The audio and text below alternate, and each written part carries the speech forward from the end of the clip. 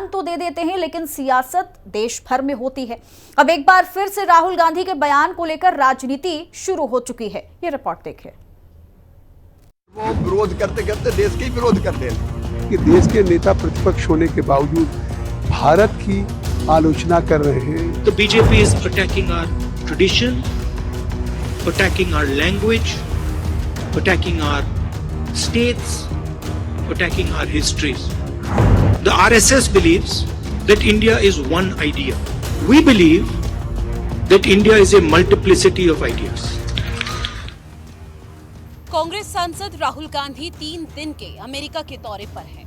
नेता प्रतिपक्ष बनने के बाद उनका ये पहला अमेरिकी दौरा है, पर हर बार की तरह राहुल का ये दौरा भी चर्चा का विषय बन चुका है। इस बार भी राहुल गांधी ने बीजेपी और आरएसएस पर जमकर हमला बोला, जो शायद खुद राहुल के लिए मुसीबत बन चुका है। सबसे पहले आप राहुल गांधी का वो बयान सुनिए जिसको लेकर देश भर में सियासत हो रही है। If suddenly one day your finance department comes to you and says, listen, all your bank accounts are sealed.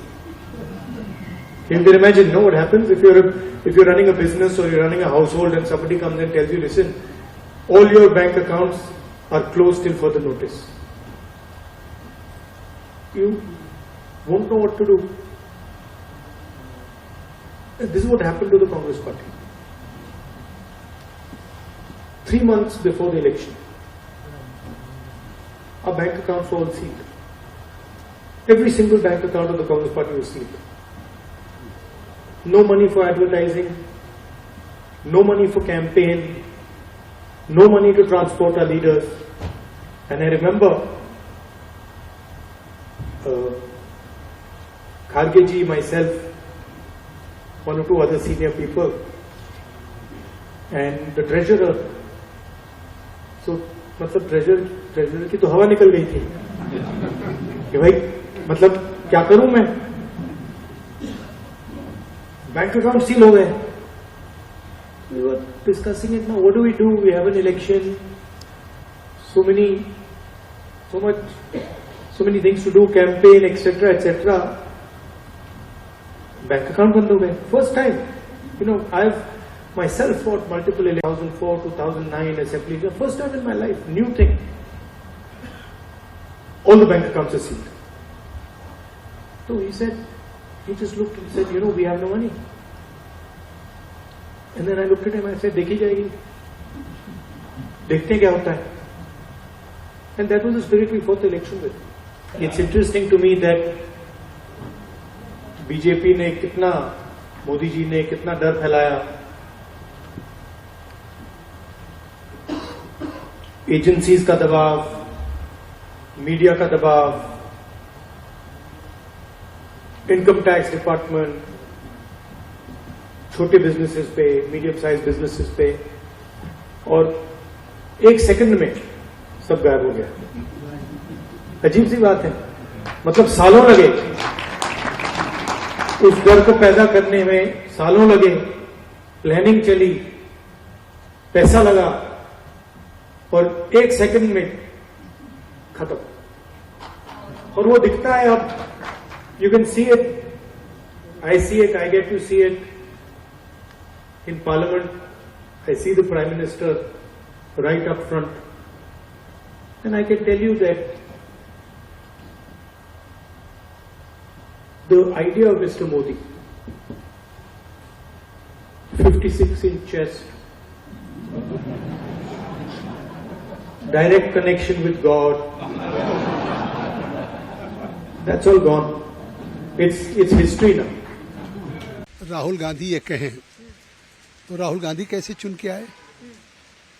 या आज भी अगर हिमाचल में, कर्नाटका में उनकी सरकार है, मुझे लगता है कि उनको देश के बाहर जाकर के इस तरह की झूठ बोलने से वो देश को शर्मसार कर रहे हैं, देश के सम्मान को ठेस पहुंचा रहे हैं.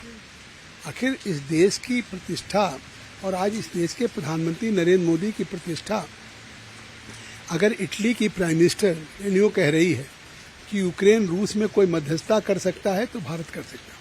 आज दुनिया के जो बड़े से बड़ी इशूज हैं उस पर लोग भारत की तरफ देख रहे हैं, भारत के प्रधानमंत्री मोदी जी की तरफ देख रहे हैं।